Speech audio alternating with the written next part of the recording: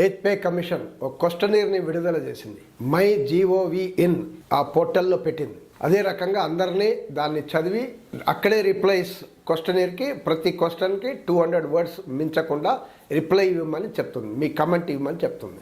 కానీ ఇక్కడ register అవుదామంటే register అవ్వటం కుదరట్లేదు. మొబైల్లో ఓటీపీలు వస్తున్నాయి, మెయిల్లో ఓటీపీ వస్తున్నాయి, కానీ రిజిస్టర్ మాత్రం అవ్వట్లేదు. ఇలా చాలామంది కావట్లేదు. సో మనం ఎలా రిజిస్టర్ కాకుండా ఎలా అంటే లిమిటెడ్ మెంబర్స్ని యూజర్స్ని మాత్రం వాళ్ళు అలౌ చేసినట్టు ఏదో కనపడుతుంది. ఈ లక్షల మంది పార్టిసిపేట్ చేయడానికి అవకాశం లేకుండా పోయింది ఇప్పుడు ఈ రకంగా. మరి లాస్ట్ డేట్ 16th March 2026. సరే మనకు రాలేదు, కానీ వేరే వాళ్ళు సోషల్ మీడియాలో వేరే వాళ్ళు ఎవరైతే డౌన్లోడ్ చేయగలిగారో ఎవరో పెన్షన్ సంఘాల నాయకులు, సో వాళ్ళు పంపిస్తే దాన్ని బట్టి మనం మాట్లాడదాం, ఈ సబ్జెక్ట్ని డిస్కస్ చేద్దాం. సో మనం సబ్జెక్ట్ పైన పోదాం. నెంబర్ 1 వాళ్ళు చెప్పింది ఏమంటే కన్జంప్షన్స్, సేవింగ్స్ ఇవన్నీ పెరుగుతాయి. ఎయిత్ పే కమిషన్ జీతాలు పెరిగితే ఇవన్నీ పెరుగుతాయి. ఎస్, దీనివల్ల డిమాండ్ కూడా పెరుగుతుంది, మార్కెట్లో కొనుగోలు శక్తి పెరుగుతుంది, అదే రకంగా డిమాండ్ పెరిగితే ఎకానమీ కూడా పెరుగుతుంది, రైట్. కానీ ఇలా చెప్తూనే దీంట్లో చాలా నెగిటివ్ ఇంపాక్ట్ కూడా ఉంటాయి అని కూడా చెప్తుంది ఈ క్వశ్చనీర్. ఏంటి? ఇన్ఫ్లేషన్ పెరుగుతుంది, ద్రవ్యోల్బణం ధరలు పెరుగుతాయి, ఫిస్కల్ డెఫిసిట్ అదుపు లేకుండా పోతుంది. ఈరోజు ప్రభుత్వం మీకు తెలుసు మొన్న కూడా బడ్జెట్లో 4.3% ఫిస్కల్ డెఫిసిట్ అంటే లోటు, ద్రవ్య లోటు 4.3% అని వాళ్ళు డిసైడ్ చేసుకున్నారు. అంటే దీనికన్నా మించి వాళ్ళు ఖర్చు చేయరాదు అని పెట్టుకున్నారు. సో ఇప్పుడు మీరు ఇవన్నీ పెడితే ఈ ఫిస్కల్ డెఫిసిట్ ఎగిరిపోతాయి కదా, టార్గెట్ వెళ్ళిపోతుంది కదా.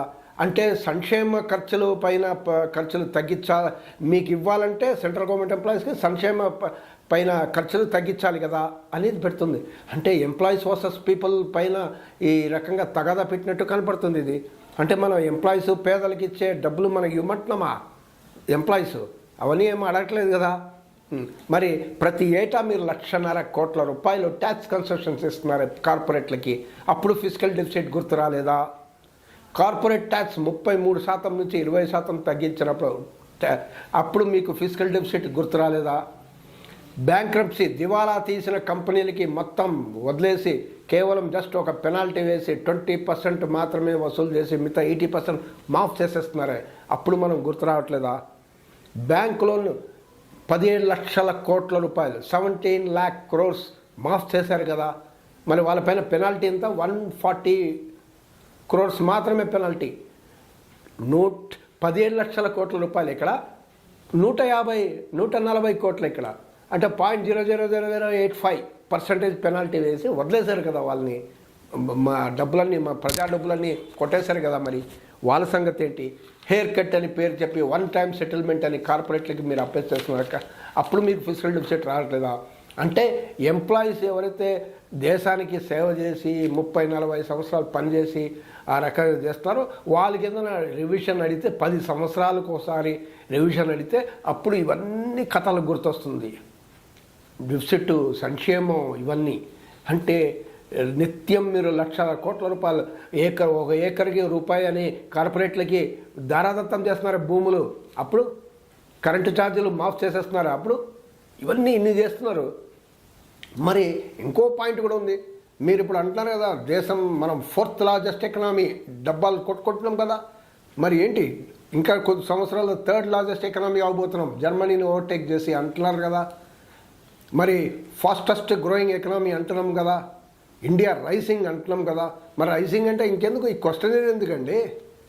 వీఆర్ జబర్దస్త్ కంట్రీ కదా మనం, ఇంకెందుకు? మంచి రికమెండేషన్ ఇవ్వండి, మంచి జీతాలు ఇవ్వండి ఎంప్లాయీస్కి, పెన్షనర్స్కి మంచి పెన్షన్ ఇవ్వండి, ఇవన్నీ ఎందుకు అంటే ఇప్పుడు మీరు అర్థం చేసుకోవాలి. తర్వాత నెంబర్ 4 క్వశ్చన్లో అది ఒక మాట్లాడింది జాబ్ సెక్యూరిటీ గురించి.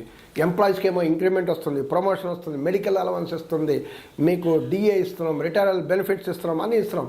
ప్రైవేట్ సెక్టార్తో పోల్చి ఎలా మార్చాలి అంటున్నారు వాళ్ళు. ప్రైవేట్ సెక్టార్లో ఇవన్నీ లేవు, మీకు ఇవన్నీ వస్తున్నాయి.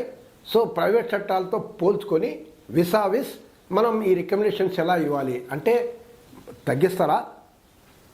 సెంట్రల్ గవర్నమెంట్ ఎంప్లాయీస్ బెనిఫిట్స్ని తగ్గిస్తారా అనే అనుమానాలు దీంట్లో కనపడుతుంది. అంటే ఇంకోటి అంటున్నారు, గవర్నమెంట్ జాబ్ ఉంది, ఇది గవర్నమెంట్ సెక్టర్, గవర్నమెంట్ జాబ్ అసంఘటిత రంగం 94% ఇన్ఫార్మల్ సెక్టార్ ఉంది, గిగ్ సెక్టార్ ఉంది. అమెజాన్, జెప్టో, జొమాటో, స్విగ్గీ వీళ్ళంతా ఉన్నారు. గిగ్ సెక్టార్ ఉంది. సో ఈ గిగ్ రంగం ఇక్కడేమో జీతాలు పెరిగితే దీని ఎఫెక్ట్ ఆ సెక్టార్ పైన ఎలా ఉంటుంది, ఇంపాక్ట్ అనేది కూడా ఈ క్వశ్చన్లు అడుగుతుంది. అంటే మీరు ఇంపాక్ట్ వస్తే రానియండి, సెంట్రల్ గవర్నమెంట్ ఎంప్లాయీస్ వాళ్ళకి జీతాలు పెంచమంటున్నారు కానీ మిగతా వాళ్ళకి జీతాలు తగ్గించమని అనట్లేదు కదా. కాంట్రాక్ట్ వర్కర్స్ కూడా పెంచండి. 8,000 ఎందుకు, 10,000 ఎందుకు, వాళ్ళు కూడా 20,000-30,000 ఇవ్వండి జీతాలు, అంతే కదా. వాళ్ళు వర్కర్స్ కదా, ఆల్ వర్కర్స్ ఆర్ ఈక్వల్ కదా, వాళ్ళకి ఇవ్వండి. గిగ్ సెక్టార్ కష్టపడి పనిచేస్తున్నారు, వాళ్ళకి ఇవ్వండి బెనిఫిట్స్. అంతేగాని మీరు గవర్నమెంట్ సెక్టార్ లెవెల్లో వాళ్ళని రేజ్ చేసే బదులు వాళ్ళ లెవెల్లో సెంట్రల్ గవర్నమెంట్ని ఎంప్లాయీస్ని తీసుకొద్దామని ఉద్దేశమా? ఈ క్వశ్చన్ చూస్తే అట్లా కనపడుతుంది మనకు. అదే ఇంకోటి అన్నారు, ఇంక్రిమెంట్, డిఏలు, ప్రమోషన్లు ఆల్రెడీ వస్తుంది కదా మీకు, మరి ఫిట్మెంట్ ఫ్యాక్టర్ ఎలా ఇవ్వాలి మీరు? మీకు ఆల్రెడీ ఇవన్నీ వస్తున్నాయి. ఎవరి ఇయర్ ఇంక్రిమెంట్ వస్తున్నాయి, ఎవరి ఇయర్ డిఏ వస్తున్నాయి 2 సంవత్సరాలకి, రెండు సంవత్సరాల్లో 2 సార్లు. ప్రమోషన్లు అప్పుడప్పుడు వస్తూనే ఉన్నాయి. మరి ఏంటి ఫిట్మెంట్ ఫ్యాక్టర్లు ఎలా ఉండాలి? అంటే ఆల్రెడీ మీకు వచ్చేస్తున్నాయి కదా బెనిఫిట్లు, రివిజన్లు, మళ్ళీ ఎందుకు అని అడిగే బదులు ఎలా ఉండాలి అని ఆ రకంగా ఒక దొంగతీరు క్వశ్చన్ అనేది కనబడుతుంది. ఇంక్రిమెంట్స్ గురించి కూడా మాట్లాడారు. క్వశ్చన్ నెంబర్ 9 ప్రతి సంవత్సరం ఇస్తున్నాం, లేదు ఇట్లా కాదు, different scale, different time periods ఇస్తే ఎలా ఉంటుందని క్వశ్చన్ మీరు ఇస్తున్నారు. అంటే ఒక స్కేల్లో ఇయర్లీ కాకుండా 3 ఇయర్స్కి ఒకసారి, ఒక స్కేల్లో 2 ఇయర్స్కి ఒకసారి, ఓ స్కేల్లో 1 ఇయర్కి ఒకసారి అలా ఇస్తే ఎట్లా ఉంటుంది అనేది ఈ క్వశ్చన్ ఇస్తున్నారు. అంటే ఇంక్రిమెంట్ ఇక ఎవ్రీ ఇయర్ రాదా అనే ఒక డౌట్, అనుమానం అనేది ఈ క్వశ్చన్ ద్వారా కనపడుతుంది. అలవన్సెస్ హెచ్ఆర్ఏ వస్తుంది, టీఏ వస్తుంది, ఎన్డీఏ వస్తుంది, ఎన్హెచ్ఏ వస్తుంది, conveyance allowance, risk allowance, uniform allowance, ఇన్ని అలవన్స్లు ఉన్నాయి కదా. అబ్బో చాలా అలవన్స్లు ఉన్నాయి. మీకు టర్మ్స్ ఆఫ్ రెఫరెన్స్లో రాశారు అలవన్స్లు ఎక్కువ ఉన్నాయి, వీటిని మేము సమీక్షిస్తాం అనేది, సమీక్షించాలి అని టర్మ్స్ ఆఫ్ రెఫరెన్స్లో రాసింది. మరి ఇన్ని అలవన్స్లు ఉన్నాయి, దీన్ని ఎలా చేద్దాం, కెఫెటేరియా అప్రోచ్ చేద్దామా అనేది ప్రపోజల్ అని పెట్టింది. కెఫెటేరియా అప్రోచ్ అంటే అది కొన్ని సెంట్రల్ పబ్లిక్ సర్వీస్ ఎగ్జిక్యూటివ్స్కి ఉందంట. కెఫెటేరియా అంటే మీ బేసిక్ పేలో లిమిట్ పెట్టేస్తారు. బేసిక్ పే 50,000 అనుకోండి, దాంట్లో లిమిట్ 20%, 25% అంటే 10,000 లేదంటే 15,000 అంతే మీకు అలవన్స్లు ఉంటాయి. ఈ అలవన్స్ ఏ అలవన్స్ కావాలంటే చూసుకో, 15,000లో ఏ అలవన్స్ కావాలంటే తీసుకో. నువ్వు టీఏ తీసుకుంటావా, డిఏ తీసుకుంటావా, రిస్క్ అలవన్స్ తీసుకుంటావా, యూనిఫామ్ తీసుకుంటావా, ఏది సీలింగ్ అయితే ఉంటుంది, మ్యాక్సిమం సీలింగ్, దాని లోపలనే అలవన్సెస్ ఉండాలి. అంతేగాని మీ ఇన్ని అలవన్సెస్ ఉండడానికి వీల్లేదు అనేది ఆ రకంగా ఉద్దేశంతో ఈ క్వశ్చన్ అనేది కనబడుతుంది. చూడండి, పెన్షన్ గురించి కూడా ప్రస్తావన వచ్చింది. పెన్షనర్స్ ఒకప్పుడు 14 లక్షలు, 15 లక్షలు, ఈరోజు 70 లక్షలు అయిపోయారు. భారం, బడ్డన్ అని రాస్తున్నారు. బడ్డన్ అంట దేశం పైన భారం, దేశ బడ్జెట్ పైన భారం. కష్టపడి మీకు సేవలు అందించి దేశాన్ని ముందు తీసుకుని వస్తే ఈ స్థాయి వరకు ఇప్పుడు వాళ్ళు భారం అయిపోయారు ఎక్కువ రోజులు బతికితే. అన్ఫండెడ్, అందుకే టర్మ్స్ ఆఫ్ రెఫరెన్స్లో కూడా మీరు చూస్తే అన్ఫండెడ్ అని రాస్తున్నారు. అన్ఫండెడ్ ఇది పెద్ద ఇన్సల్ట్ అని pensioners, all India retired railwaymen federation లాంటి, నేషనల్ ఎన్సీసీపీఏ లాంటి సంఘాలు, సెంట్రల్ గవర్నమెంట్ సంఘాలు అందరు క్రిటిసైజ్ చేస్తున్నారు. అన్ఫండెడ్ అనే మాట తీసేయాలని. అదే రకంగా ఇక్కడ కూడా అంటున్నారు ఫిజికల్ డెఫిసిట్ అఫెక్ట్ అవుతుంది. ఇంతమంది పెన్షనర్లకి మేము పెన్షన్ పెంచేస్తే మరి ఫిజికల్ డెఫిసిట్, లోటు బడ్జెట్ మేము ఇదైపోతాం, మేము దాటేస్తాం. సో లోటు టార్గెట్ని మేము అధిగమించలేము. సో దీని గురించి చేయాలి అంటున్నారు. మరి అందుకే వ్యాలిడేషన్ ఆఫ్ పెన్షన్ అని ఓ బిల్లు పాస్ చేశారు పార్లమెంట్లో. అంటే పాస్ట్ పెన్షనర్, ప్రెసెంట్ పెన్షనర్. 1/1/2006 తర్వాత ఎవరైతే రిటైర్ అవుతారో వీళ్ళు కొత్త పెన్షనర్, ప్రెసెంట్ పెన్షనర్. దానికన్నా ముందు రిటైర్ అయ్యే వాళ్ళంతా పాస్ట్ పెన్షనర్.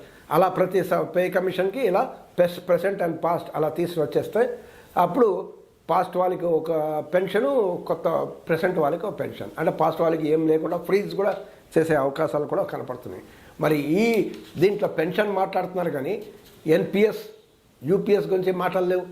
ఎందుకంటే ఎన్పిఎస్, యూపీఎస్ వాళ్ళందరూ కోరుతున్నారా? ఈ లక్షల మంది యంగ్ కార్మికులు, జెన్జీ కార్మికులు వాళ్ళు అడగట్లేదు కదా, వద్దంటున్నారు కదా. ఎన్పిఎస్ వద్దు, యూపీఎస్ వద్దు అంటున్నారు. అందరికీ ఓపీఎస్ ఇవ్వండి. ఎందుకు ఆ ప్రస్తావన లేదు ఈ క్వశ్చనీర్లో? అంటే ఈ పెన్షన్ అనేది ఒక చారిటీ లాగా అనుకుంటున్నారు. ఇది deferred wage, it is not charity అని సుప్రీం కోర్టే చెప్పింది. కాబట్టి పెన్షన్ మీద ఒక సపరేట్ వీడియో అనేది ఇంకోసారి నెక్స్ట్ టైం చేస్తాం. దాంట్లో ఇంకా డీటెయిల్గా దానిపైన డిస్కస్ చేద్దాం. డిఏ పైన కూడా చర్చ వచ్చింది. ఇప్పుడు డిఏ ఏంటి? CPI linked consumer price index ప్రకారం అనేది ఇస్తున్నారు. అంటే వినియోగదారుల సూచిక ప్రకారం ఒక పాయింట్ పెరిగితే ఇక్కడ % డిఏ అని పెరుగుతుంది. 4 పాయింట్ పెరిగితే 4, 3 అయితే 3 ఇలా పెరుగుతుంది. ఇప్పుడు ఏమంటున్నారంటే ఇలా కాకుండా సంఘటిత సంఘ రంగం ఉంది, 6% సంఘటిత సంఘం ఇండియాలో, ప్రైవేటు పబ్లిక్ సెక్టర్ అన్ని కలిపితే వాళ్ళ వేజ్ గ్రోత్ ఎలా ఉంది చూసుకొని దాని ఫ్యాక్టర్ కూడా తీసుకొని ఈ సిపిఐ కన్జ్యూమర్ ప్రైస్ ఇండెక్స్ నుంచి కూడా మొత్తం 100% తీసుకోకుండా కొన్ని తీసుకొని ఇవి రెండు తీసుకొని డిఏ ఇస్తే ఎట్లా ఉంటుందని క్వశ్చన్ మార్క్ వేస్తుంది. దీనికి అర్థం కాలేదు. తర్వాత ప్రొడక్టివిటీ లింక్డ్ బోనస్ పైన కూడా చర్చ ఉంది నంబర్ 17 క్వశ్చన్లో. దాంట్లో ఏమంటున్నారంటే అందరికీ ప్రొడక్టివిటీ లింక్డ్ అంటే ఏంటి? పర్ఫార్మెన్స్ రిలేషన్ ఉండాలి, అంటే వ్యక్తిగత పర్ఫార్మెన్స్ బట్టి ఇవ్వాలి. ఎవరు వ్యక్తిగతంగా పర్ఫార్మెన్స్ ఉంటే దాన్ని బట్టి ఇవ్వాలి. కానీ మనం చూస్తున్నాం రైల్వేస్ కానీ, పోస్టల్ కానీ, డిఫెన్స్ కానీ చాలా రంగాలు సెంట్రల్ గవర్నమెంట్లో ఇదంతా గ్రూప్ వర్కింగ్ ఉంటుంది. వ్యక్తిగతంగా చేస్తే ఏం కాదు, గ్రూప్ వర్కింగ్ చేస్తేనే ఆ అవుట్పుట్ అనేది వస్తుంది, ఆ ప్రొడక్షన్ వస్తుంది. కాబట్టి ఇది పిఎల్బి పైన ఎసరు పెట్టే ఒక క్వశ్చన్ లాగా కనపడుతుంది. మరి number of days already number of days 78 ఇస్తున్నారు, ఇది చాలా తక్కువ ఉంది. ఇన్ని సంవత్సరాల నుంచి 78 ఇస్తున్నారని central government employees, railway employees మొత్తుకుంటున్నారు, పోస్టల్ ఎంప్లాయీస్ మొత్తుకుంటున్నారు, డిఫెన్స్ వాళ్ళ స్టాండర్డ్ అవే వస్తున్నాయి, పెరగట్లేదు కదా, నెంబర్ ఆఫ్ డేస్ పెరగట్లేదు, ప్రొడక్షన్ పెరిగినా పెరగట్లేదు. సో అది వాళ్ళ బాధ ఉంటే అసలు దీన్నే ఎగదొబ్దామనే పాయింట్ కూడా దీంట్లో కనపడుతుంది. మరి మీరు కార్పొరేట్లకి ప్రొడక్షన్ లింక్డ్ ఇన్సెంటివ్ అని ఇచ్చారు. ఈ 2-3 ఇయర్స్ మనం చూస్తున్నాం, 2 లక్షల కోట్ల రూపాయలు పిఎల్ఐ. ఏమంటే మీరు కొత్త ఉద్యోగాలు ఇవ్వండి, కొత్త ఫ్యాక్టరీ పెట్టండి, కొత్త ఇండస్ట్రీ పరిశ్రమలు పెట్టండి, కొత్త ఉద్యోగాలు ఇవ్వండి. ఏం ఫ్యాక్టరీలు వచ్చాయి, ఏం ఉద్యోగాలు వచ్చాయి భారతదేశంలో ఈ 2-3 సంవత్సరాల్లో? అసలు నిరుద్యోగం పెరుగుతూ పోయింది కాబట్టి ఎక్కడ తగ్గలేదు.